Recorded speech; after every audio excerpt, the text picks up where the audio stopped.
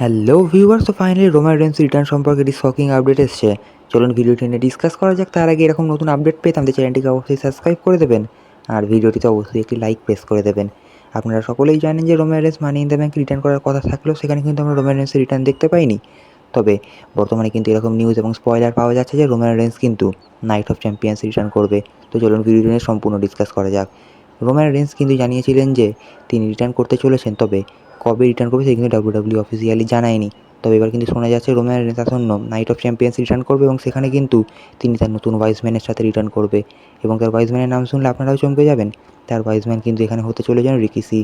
আপনারা যারা ডাব্লিউডাব্লিউই দেখেন বা বেশ কিছুদিন ধরে ডাব্লিউডাব্লিউই দেখে আসেন তারা কিন্তু এই রিকি সিকে অবশ্যই চিনে থাকবেন। তো এই রিকি সিকে অবশ্যই কমেন্ট বক্সে কমেন্ট করে জানাবেন।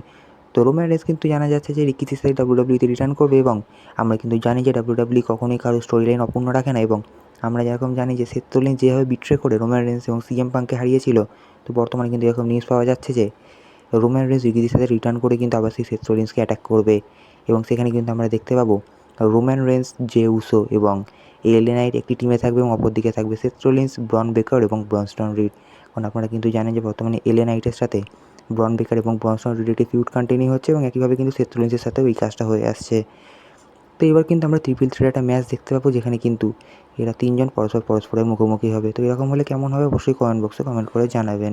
ধন্যবাদ।